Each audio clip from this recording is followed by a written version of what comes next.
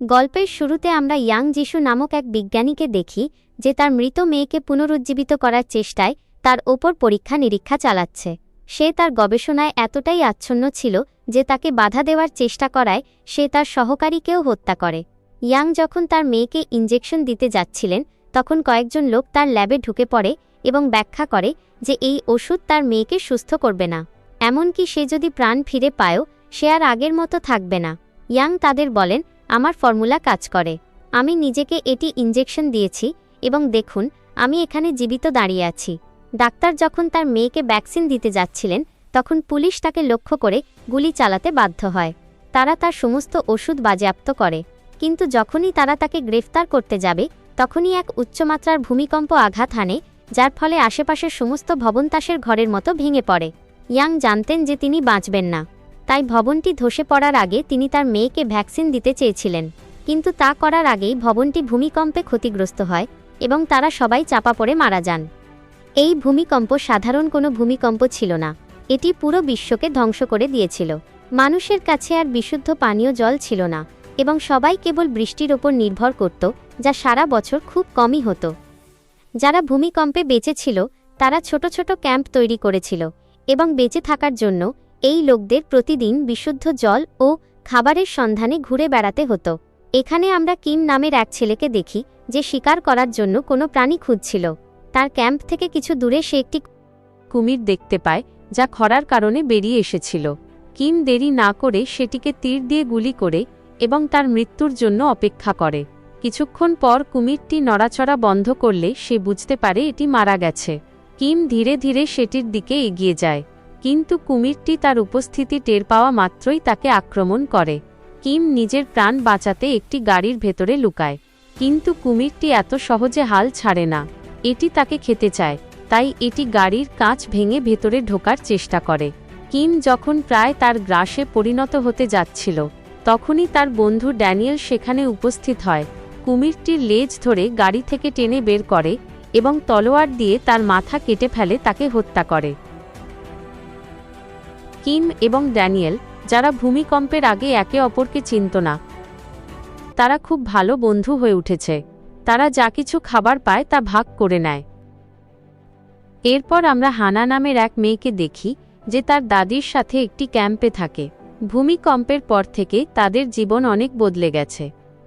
হানার দাদি বিশ্বাস করতেন যে মানবিকতা এখনও টিকে আছে এবং এই কঠিন সময় শীঘ্রই কেটে যাবে, কিন্তু হানা কখনই বিশ্বাস করত না যে সব ঠিক হয়ে যাবে, কারণ গত কয়েক মাসে সে মানুষকে পশুতে পরিণত হতে দেখেছে। মানুষ নিজের ক্ষুধা মেটাতে মৃতদেহ খেতে শুরু করেছিল এবং যারা তা করেনি তারাও ধীরে ধীরে অপরাধী হয়ে উঠছিল। সে এমনকি আর মনেও করতে পারে না যে ভূমিকম্পের আগে পৃথিবী কেমন ছিল। এদিকে আমরা ড্যানিয়েলকে দেখি কুমিরটি জবাই করে ক্যাম্পবাসীদের কাছে তার মাংস বিক্রি করতে। একজন মহিলা ড্যানিয়েলের কাছে আসে এবং তাকে প্রচুর গহনা অফার করে বলে যে সে এর বিনিময়ে কুমিরের পুরো লেজটি চায়, কিন্তু কিম এত মাংস সোনার বিনিময়ে দিতে অস্বীকার করে এবং বলে যে এগুলোর আর কোনো মূল্য নেই। সে ব্যাখ্যা করে যে ভূমিকম্পের 3 বছর হয়ে গেছে এবং মানুষ ক্ষুধায় মারা যাচ্ছে। তাদের খাবার ও জল দরকার, দামি জিনিস নয়, এমনকি সেগুলোর মূল্য লক্ষ লক্ষ হলেও। যদি আপনার কাছে খাওয়ার মতো কিছু থাকে তবেই আমরা আপনাকে কিছু করতে পারবো না। এ কথা শুনে মহিলাটি হতাশ হয়ে পড়েন। তাকে মন খারাপ করতে দেখে ড্যানিয়েল নিজেকে সামলাতে পারে না। সে তাকে একটি সাপ হাতে দিয়ে বলে, আজই আপনার শেষবার, আমি আপনাকে আর সাহায্য করতে পারবো না। এর কিছুক্ষণ পরেই হানা আসে। ড্যানিয়েল হানাকে নিজের মেয়ের মতো দেখতেন এবং তার যত্ন নেওয়াই ছিল তার জীবনের উদ্দেশ্য। হানা বরাবরের মতো খাবারের বিনিময়ে তাকে একটি পেইন্টিং দেয় যা ড্যানিয়েল সানন্দে গ্রহণ করে। কিমের হানার প্রতি ভালো লাগা ছিল, কিন্তু সে কখনই তার অনুভূতি প্রকাশ করার সুযোগ পায়নি, কারণ সে ভয় পেত হানা তাকে প্রত্যাখ্যান করবে। তারা যখন কথা বলছিল তখন কিছু লোক তাদের ক্যাম্পে ঢুকে পড়ে এবং ভাঙচুর শুরু করে। ড্যানিয়েল তাদের আগে কখনো দেখেনি, তবে তাদের আচরণ থেকে বোঝা যাচ্ছিল যে এই লোকগুলো ঠগ এবং গুন্ডা। তাদের মধ্যে একজন বলে যে তারা পুলিশ থেকে এসেছে এবং কাউকে খুঁজছে। তারা ক্যাম্পবাসীদের একটি স্কেচ দেখায় এবং সেই লোকটির সম্পর্কে সবাইকে জিজ্ঞাসা করে। তবে স্কেচটি ছিল একটি অজুহাত মাত্র। এই স্কেচের আড়ালে তারা তাদের পছন্দের যে কোনো পুরুষ বা মহিলাকে তাদের সাথে আসার জন্য বলছিল। একজন লোক তাদের সাথে যেতে অস্বীকার করলে তারা তার হাত কেটে ফেলে, যা ক্যাম্পের বাকিদের আতঙ্কিত করে তোলে।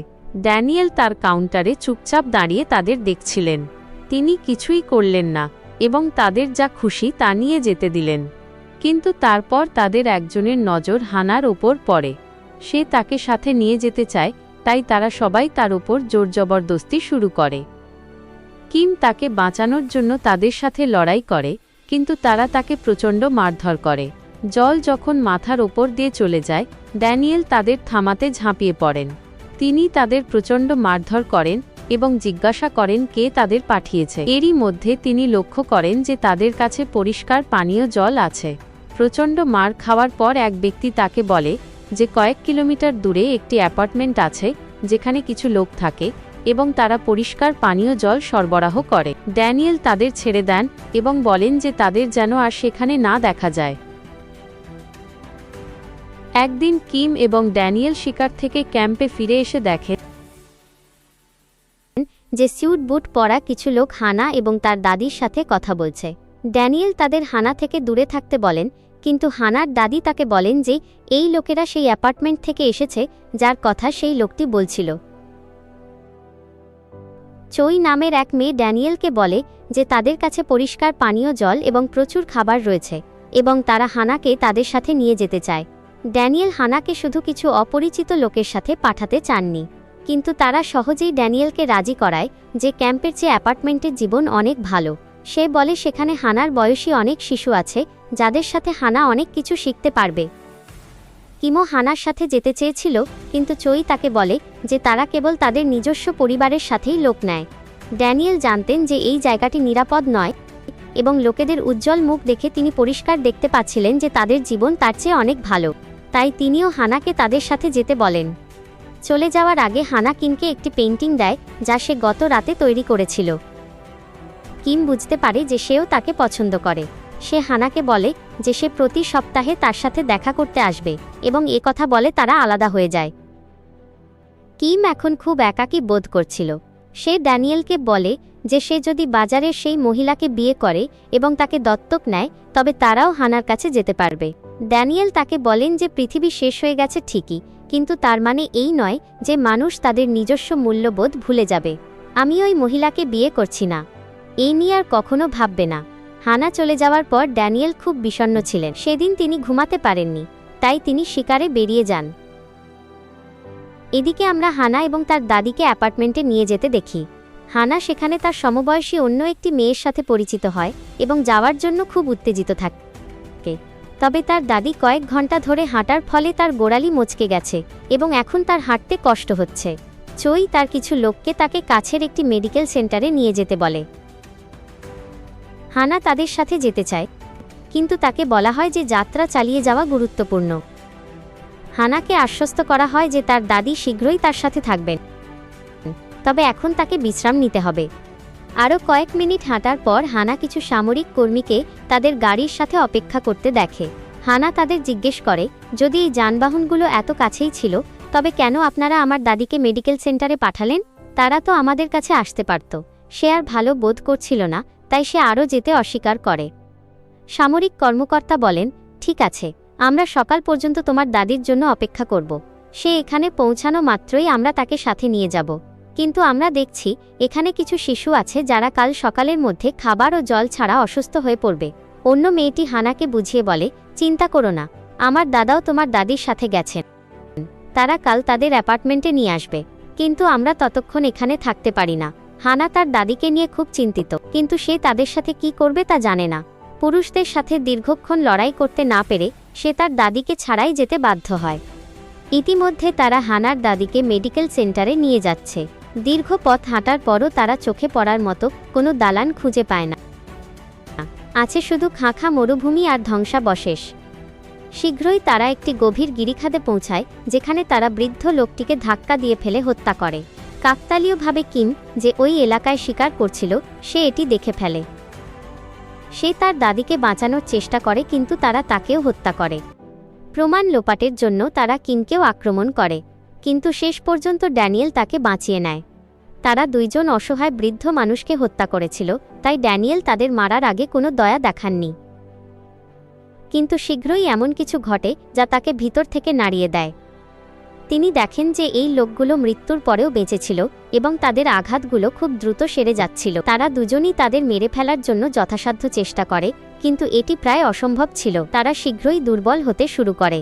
তারা নিহত হওয়ার আগেই হঠাৎ এক মেয়ে হাজির হয় এবং এই অতি মানুষদের সুপার হিউম্যানস বিরুদ্ধে লড়তে তাদের সাহায্য করার প্রস্তাব দেয়। সে বলে যে তাদের মারতে হলে তাদের শরীর থেকে মাথা আলাদা করতে হবে। তারা ঠিক তাই করে এবং দ্রুত তাদের সবাইকে নির্মূল করে।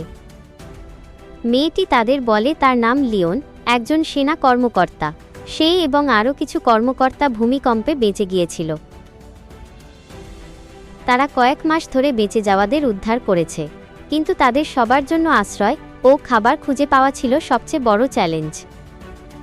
দিনের পর দিন ঘুরে বেড়ানোর পর অবশেষে তারা এমন একটি জায়গা খুঁজে পেল যেখানে এখনও পানীয় জল পাওয়া যায়।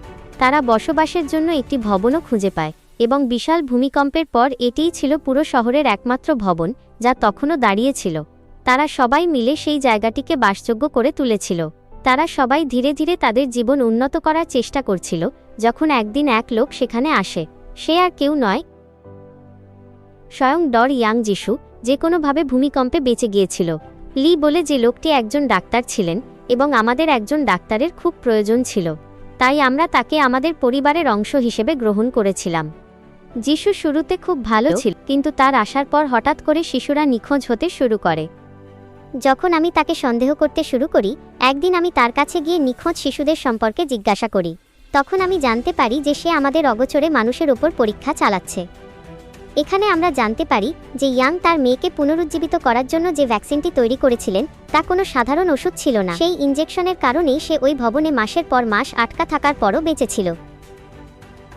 সে লিকে বলে যে তার ওষুধই মানবতার ভবিষ্যৎ, কিন্তু লি বুঝতে পারে না। তখন স্যাম নামে এক অফিসার ডট ইয়াংয়ের ওষুধের নমুনা দেখানোর জন্য ডট ইয়াংয়ের চোখের সামনে আর এক অফিসারকে গুলি করে। তাকে মৃত মনে হলেও কয়েক সেকেন্ড পরেই সে সম্পূর্ণ সুস্থ হয়ে ওঠে। সবাই লিকে বোঝানোর চেষ্টা করেছিল যে ডট ইয়াং তাদের কাছে ঈশ্বরের চেয়ে কম কিছু নন, কিন্তু লি কেবল সেই শিশুদের কথা ভেবেছিলেন যারা ডাক্তারের আসার পর নিখোঁজ হয়েছিল। সে বুঝতে পেরেছিল যে তার ওষুধের জন্য শিশুদের জীবন দিতে হচ্ছে। সে এ ব্যাপারে সবাইকে সতর্ক করতে চেয়েছিল, কিন্তু অফিসার স্যাম তাকে গুলি করে, যার ফলে লি তার প্রাণ বাঁচাতে পালিয়ে যেতে বাধ্য হয়। সেদিন থেকে সে তাদের কাছ থেকে পালিয়ে বেড়াচ্ছে এবং এখন তাদের থামানো আরও কঠিন হয়ে পড়েছে। ড্যানিয়েল বুঝতে পেরেছিলেন হানার জীবন বিপন্ন এবং তিনি আর কাউকে বিশ্বাস করতে পারেন না। অন্যদিকে আমরা হানা এবং তার সঙ্গীদের স্বাগত জানাতে দেখি। ড্যাড ডট ইয়াং তাদের বলেন যে তাদের দেওয়ার মতো অনেক কিছু তার আছে এবং তারা সবাই এখানে নিরাপদ। তাদের অনুমতি ছাড়া কেউ এখানে ঢুকতে বা বের হতে পারবে না। তাদের সবাইকে পান করার জন্য এক বোতল পরিষ্কার জল দেওয়া হয়েছিল, যা পেয়ে সবাই খুব খুশি হয়েছিল। কিন্তু হানা তখনও তার দাদির কথা ভাবছিল। চই তাকে বলেছিল যে সে এখনও হেলথ সেন্টারে আছে এবং এখানে পৌঁছাতে বেচারি হানা পুরোপুরি জানত না যে তার দাদি মারা গেছেন এবং সবাই তাকে মিথ্যা বলছে। শীঘ্রই শিশুদের তাদের পিতামাতা থেকে আলাদা করা হয়। শিশুদের বাবা মা তাদের জিজ্ঞাসা করেছিলেন কেন তারা তাদের সন্তানদের সাথে থাকতে পারবে না, যার উত্তরে চই তাদের বলেছিল যে এগুলো এখানকার নিয়ম যা সবাইকে মানতে হবে। তারা শিশুদের জন্য এই নিয়মগুলো তৈরি করেছে এবং এমনকি একটি পরীক্ষার সিস্টেমও চালু করেছে যে শিশুদের অভিভাবকরা তাদের পরীক্ষায় সর্বোচ্চ নম্বর পেত, তারা অন্যদের চেয়ে বিনামূল্যে খাবার এবং বেশি জল পেত। তারা এই পুরো সিস্টেমটি এমনভাবে তৈরি করেছিল যাতে বাবা মা তাদের সন্তানদের কথা চিন্তা করা বন্ধ করে কেবল যতটা সম্ভব মুদি জিনিসপত্র সংগ্রহে মনোনিবেশ করেন। আমরা দেখতে পাই যে তাদের আসলে প্রচুর পরিষ্কার পানীয় জল ছিল এবং তা ফিল্টার করার দায়িত্ব ছিল শিশুদের ও অভিভাবকদের ওপর। ইতিমধ্যে লি এবং ড্যানিয়েল তাদের ওপর আক্রমণের পরিকল্পনা করছিলেন, কিন্তু অ্যাপার্টমেন্টের ভেতরে ঢোকা সহজ ছিল না। ড্যানিয়েল তখন সেই লোকদের কাছে যান যারা তার ক্যাম্পে হামলা করেছিল। এই লোকগুলো ছিল গুন্ডা এবং তারা পরিষ্কার জলের জন্য অ্যাপার্টমেন্টে যাতায়াত করত। গ্যাং লিডার ইতিমধ্যে ড্যানিয়েলের ওপর বিরক্ত ছিল এবং তার লোকদের নিজেদের মধ্যে লড়াই বন্ধ করে আগে তাকে আক্রমণ করতে বলে। এরপর তারা সবাই মিলে তাকে আক্রমণ করে, কিন্তু তাদের সংখ্যা অনেক হওয়া সত্ত্বেও ড্যানিয়েলের কেউ কোনো ক্ষতি করতে পারেনি। ড্যানিয়েল কেবল জানতে চেয়েছিলেন তারা কিভাবে সেই অ্যাপার্টমেন্টে পৌঁছায়। তাদের বস তাকে বলে যে তারা শিশুদের এবং কিশোরদের বিনিময়ে তাদের পরিষ্কার পানীয় জল দেয়। তারা কোন দিনে সেই শিশুদের সরবরাহ করতে হবে তাও জানায়। তারা বলে আমাদের কেউ নিজ থেকে ওই ভবনের আশেপাশে ঘোরে না, কারণ তারা যাদের বিশ্বাস করে এমন কেউ যদি অনুমতি ছাড়া সেখানে উপস্থিত হয় তবে তারা তাকে গুলি করতে দুবার ভাববে না। এদিকে আমরা হানাকে ক্লাসের বাকিদের সাথে পরিচিত হতে দেখি। এই শিশুরা বেশ কিছুদিন ধরে সেখানে ছিল। হানা লক্ষ্য করে যে তাদের কেউই তাকে দেখে খুশি হয়নি। তাদের সবাইকে খুব ক্লান্ত এবং ঘুমের প্রয়োজন বলে মনে হচ্ছিল। চই সেই অ্যাপার্টমেন্টের একজন শিক্ষক ছিলেন যার কাজ ছিল শিশুদের ইয়াংয়ের গবেষণা সম্পর্কে শেখানো। হানার সাথে থাকা মেয়েটি সেখানে থাকতে পেরে খুব খুশি ছিল। মনে হচ্ছিল সে এই জীবনটাই চেয়েছিল, কিন্তু হানা তেমন ছিল না। সে শুধু তার দাদির জন্য চিন্তিত ছিল।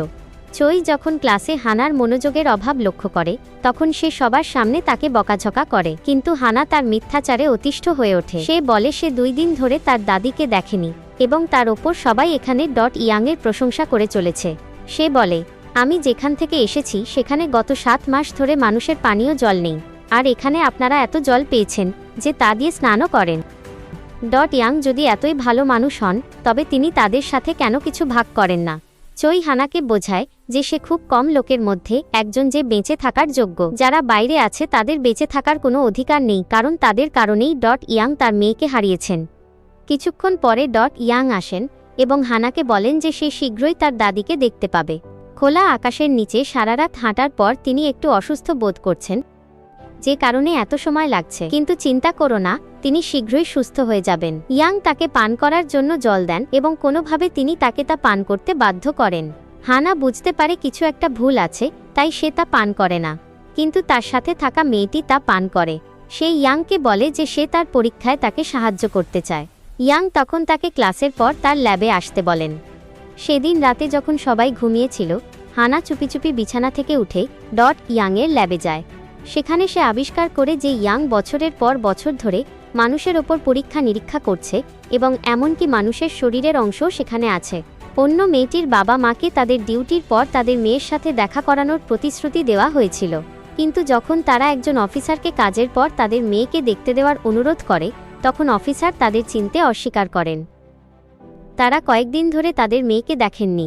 এ কারণে তাদের ধৈর্য ভেঙে যায় এবং তারা সবার সামনে অফিসারের সাথে লড়াই শুরু করেন। ইয়াং তাদের সাথে দেখা করতে আসেন এবং তার মেয়ের সাথে তাদের পুনর্মিলন করানোর প্রতিশ্রুতি দেন, কিন্তু তারা এখনই তার সাথে দেখা করতে চেয়েছিল। ইয়াং তখন তাকে তার সাথে আসতে বলেন এবং মেয়েটির বাবা মাও তার সাথে তার ল্যাবের দিকে হাঁটতে শুরু করেন।